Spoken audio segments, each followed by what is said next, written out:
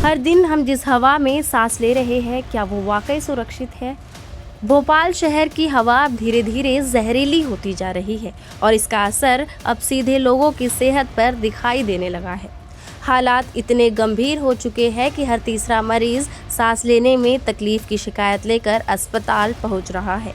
और चिंताजनक बात तो ये है कि ये समस्या अब सिर्फ बुजुर्गों तक ही सीमित नहीं रही, बच्चे और युवा भी तेजी से इसकी चपेट में आ रहे हैं।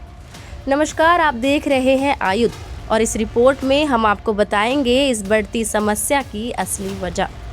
आंकड़े बताते हैं कि बीते कुछ महीनों में सांस से जुड़ी बीमारियों के मरीजों की संख्या में करीब 30% का उछाल आया है, यानी समस्या तेजी से बढ़ रही है। अब अगर अस्पतालों की स्थिति देखें तो तस्वीर और भी साफ हो जाती है। शहर के बड़े सरकारी अस्पतालों में सांस से जुड़ी बीमारियों के मरीज लगातार बढ़ रहे हैं। एम्स में करीब 30% तक मरीज बढ़े हैं। हमीदिया अस्पताल में 25 से 30% तक इजाफा हुआ है। जेपी अस्पताल में 20 से 25% तक बढ़ोतरी दर्ज की गई है और वहीं BMHRC में भी करीब 25% मरीज बढ़े हैं। यानी हर बड़े अस्पताल में एक जैसी तस्वीर सामने आ रही है। लेकिन सवाल ये है कि आखिर ऐसा क्यों हो रहा है?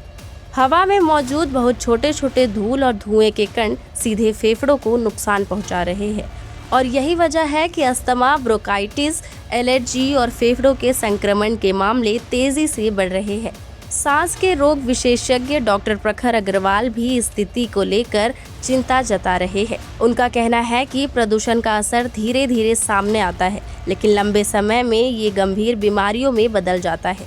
उन्होंने सलाह दी है कि लोग बाहर निकलते समय N95 मास्क का इस्तेमाल करें, ज़्यादा प्रदूषण के समय बाहर जाने से बचें और घर के अंदर साफ हवा बनाए रखने की कोशिश करें। खास तौर पर बच्चों और बुजुर्गों का ध्यान रखना ज़रूरी है। अब अगर वजहों की बात करें तो तस्वीर यहाँ भी साफ नज़र आती है। शहर में चल रहे अलग अलग काम, गाड़ियों की संख्या बढ़ना और कम होती हरियाली, ये सभी मिलकर हवा को खराब कर रही है। धूल और धुएं की वजह से हवा लगातार खराब होती जा रही है और इसका असर सीधे लोगों की सेहत पर पड़ रहा है।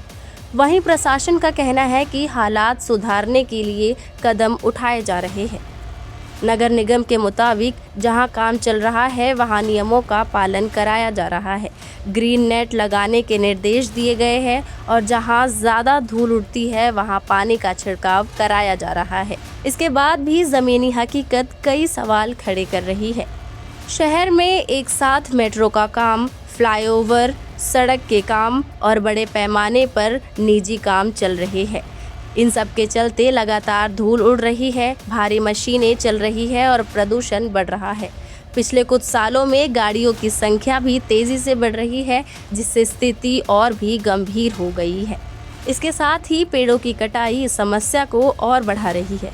अब सवाल बिल्कुल सीधा है, अगर समय रहते इस पर नियंत्रण नहीं किया गया तो क्या आने वाले दिनों में हालात और ख़राब नहीं होंगे? क्योंकि साफ हवा सिर्फ एक सुविधा नहीं बल्कि ज़रूरत है और इसके लिए प्रशासन और आम लोगों दोनों को मिलकर जिम्मेदारी लेनी होगी।